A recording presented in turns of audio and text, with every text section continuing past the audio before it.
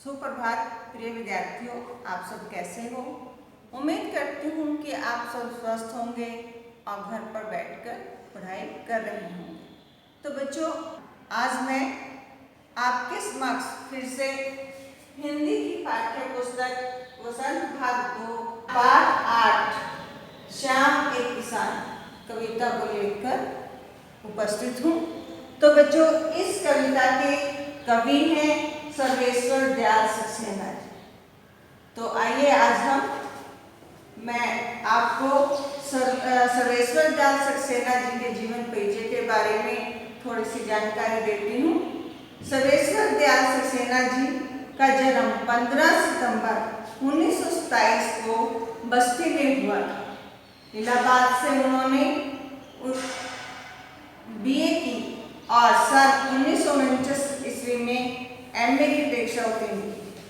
सर्वेश्वर दयाल सक्सेना जी मूलतः कवि एवं साहित्यकार थे। उन्होंने दीनमान पत्रिका का कार्यभार संभाला तथा समकालीन पत्रकारिता के समक्ष उपस्थित चुनौतियों को समझकर सामाजिक चेतना जगाने में अनुकरणीय योगदान दिया। सर्वेश्वर जी मानते थे कि जिस देश के पास समृद्ध बाल साहित्य नहीं है उसका भविष्य उज्जवल नहीं रह सकता। अतः वे 1982 ईस्वी में प्रमुख बाल पत्रिका पराग के संपादक भी बने। 24 सितंबर 1983 को नई दिल्ली में उनका निधन हो गया। आइए अब इनकी रचनाओं को भी एक बार जान लें। काव्य इस प्रकार से है। तीसरा सप्तक, काठ की घंटियां, बांस का पुल, एक सूनी नाव, गरम हवाएं। बच्चों, इन्होंने कथा साहित्य भी लिखा। आइए उन पर भी एक दृष्टि डाल लें। पागल कुत्तों का मसीहा, सोया हुआ जल, उड़े हुए रंग। इन्होंने नाटक भी लिखे, नाटक को भी जाने। बकरी, लड़ाई, अब गरीबी हटाओ। इनको पुरस्कार और सम्मान भी मिले, उनको भी एक बार जाने। इस प्रकार से है। कविता संग्रह खूंटियों पर टंगे लोग के लिए 1983 का साहित्य अकादमी पुरस्कार सहित अनेक प्रतिष्ठित सम्मान और पुरस्कार से विभूषित किया गया इन्हें। तो बच्चों, इनकी एक कविता है जो हमारे पाठ्यक्रम में है। आप भी इस अपनी पुस्तक निकालें, वसंत भाग 2 और पाठ नंबर 8 पर आए। पाठ नंबर 8 पर कविता दी गई है श्याम एक किसान।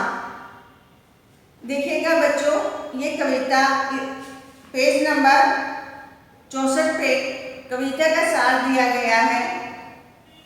कविता के बारे में बताया है कि किस तरह से कवि अपने सामने देखकर अपनी रचनाओं को रचता है। वो उनको एक पहाड़ को क्या मान बैठता है, मनुष्य मानता है और नदी को उस पर एक चादर, उड़ी हुई चादर की तरह मानता है। देखिएगा, कवि ने किसान के रूप में जाड़े की शाम, जाड़े अर्थात सर्दी की शाम के प्राकृतिक दृश्य का चित्रण किया है। इस प्राकृतिक दृश्य में पहाड़ बैठे हुए एक किसान की तरह दिखाई दे रहा है। आकाश उसके सिर पर बंधे साफे के समान, पहाड़ के नीचे बहती हुई नदी, घुटनों पे रखी चादर सी, पलाश के पेड़ों पर खिले लाल लाल फूल, जलती अंगीठी के समान, पूरब क्षितिज पर घना होता अंधकार, झुंड में बैठी भेड़ों जैसा और पश्चिम दिशा में डूबता सूरज चिलम पर सुलगती आग की भांति दिखाई दे रहा है। यह पूरा दृश्य शांत है। अचानक मोर बोल उठता है, मानो किसी ने आवाज लगाई, सुनते हो। इसके बाद यह दृश्य घटना में बदल जाता है, चिलम उलट जाती है, आग बुझ जाती है, धुआं उठने लगता है, सूरज डूब जाता है,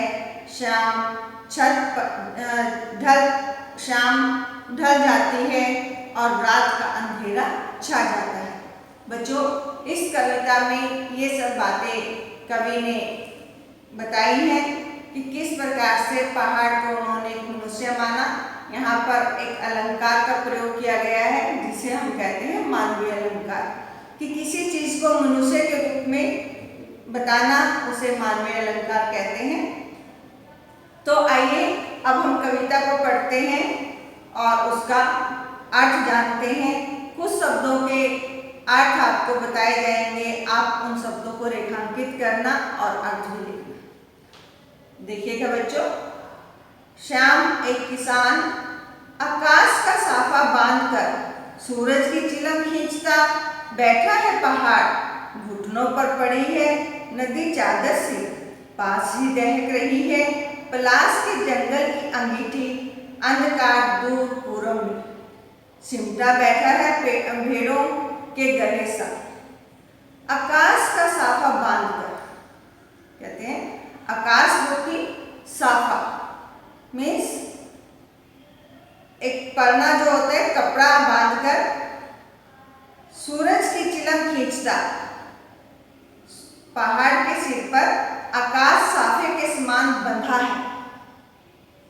जो पहाड़ है वो मनुष्य का रूप दे दिया गया और जो आकाश है उसे साफे के समान बंधा हुआ दिखाया है। सूरज की चिलम खींचता बैठा है पहाड़, देखिएगा फिर से, आकाश का साफा बांधकर सूरज की चिलम खींचता बैठा है पहाड़, पहाड़ के सिर पर आकाश साफे के समान बंधा है। यहाँ पर साफा कपड़े को कहा गया है और चिलम जिसमें तंबाकू, एक मिट्टी का ऐसा बर्तन बनाया जाता है जो सुराही उस पर लग जाता है और उसमें तंबाकू रखकर आग डाल दी जाती है, उसमें आग भर दी जाती है, उसे चिलम कहा गया है। खींचता पी रहा है कि पहाड़ के सिर पर आकाश साफे के समान क्या है, बंधा है और मानो सामने जो सूरज है वो एक चिलम हो और उसे वो पी रहा हो। घुटनों पर पड़ी है नदी चादर से, पास ही दहक रही है पलाश के जंगल की अंगीठी। कहते हैं कि जो घुटना है, जो उसका घुटना है, पहाड़ों के नीचे बढ़ती जो बहती जो नदी है, जो पहाड़ के नीचे से जो नदी आ रही है कि उस पहाड़ के घुटनों पर रखी चादर सी लग रही है। ऐसा लग रहा है मानो कि वो उस व्यक्ति के घुटने पर एक चादर रख दी गई हो। पहाड़ को व्यक्ति माना है और नदी को चादर जो उस व्यक्ति के घुटनों से पर रखी गई है। पास ही देख रही है पलाश के जंगल की अंगीठी, और कहते हैं पास में ही एक पलाश का पौधा होता है जिस पर लाल रंग के फूल आते हैं और वो जंगल में है। मानो कि वो ऐसे लग रहा है जैसे वो लाल फूल कैसे लग रहे हैं कि अंगीठी में अंगारा हो, अंगीठी जल रही हो और वो दहक रही है, मीन्स दहकना मीन्स जलना, कि पलाश के फूल जंगल में अंगीठी की तरह जल रहे हैं। अंधकार दूर पूरब में सिमटा बैठा है भेड़ों के गले सा। पूरब दिशा में जो क्षितिज है कि ऐसा लग रहा है कि दूर वो धरती और आकाश क्या हो रहे हैं, पूर्व दिशा में मिल रहे हैं और वो वहां पर सिमटा हुआ, सिकुड़ा हुआ बैठा है भेड़ों के गले सा, और जिस प्रकार मानो भेड़ों का झुंड वहां पर बैठा, दूर ऐसा दिखाई दे रहा है कि मानो वहां पर भेड़ों का झुंड बैठा है। यह सब प्राकृतिक चीजें एक मनुष्य के रूप में दिखाने के बाद आगे की पंक्तियां देखते हैं। अचानक बोला मोर, जैसे किसी ने आवाज दी, सुनते हो?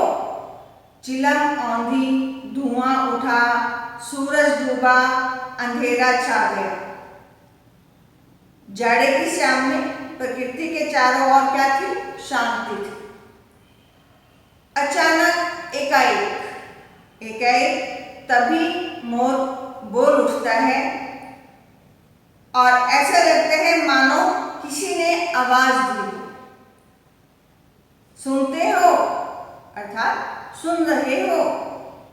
चिलम औंधी, उसके सब कुछ घटनाओं जैसा घटित होने लगता है कि चिलम उलट जाती है। जो चिलम जिसमें अंगारा भरा था, जिसमें आग डाली गई थी, वो क्या हो जाती है? मानो उलट जाती है। धुआं उठता है और अंधकार रूपी जो धुआं है मानो वो उठने लगा हो। सूरज डूब रहा है और सूरज डूब चुका है अर्थात शाम हो चुकी है। शाम ढल गई है और अंधेरा गहरा होता जा रहा है, अंधकार छा रहा है। तो बच्चों, ये कविता आपकी शाम एक किसान मानवीयकरण अलंकार के रूप में दर्शाया गया है और यहाँ पर हर चीज को एक मनुष्य के रूप में घटित किया है, भेड़ों के रूप में घटित किया है। तो बच्चों, आपको उम्मीद करती हूँ समझ में आ गई होगी। और इसके जैसे कि चिलम का अर्थ मैंने बताया, खींचता का अर्थ बताया पीना, दहक का अर्थ है जलना। पलाश एक फूल का नाम है, लाल रंग का फूल है। अंगीठी जिसमें आग जलाई जाती है। अंधकार, अंधेरा, पूरब दिशा के बारे में कहा है। सिमट, इकट्ठा हो जाना। अचानक, एकाएक, औंधी, उलट जाना, उलट पड़ी।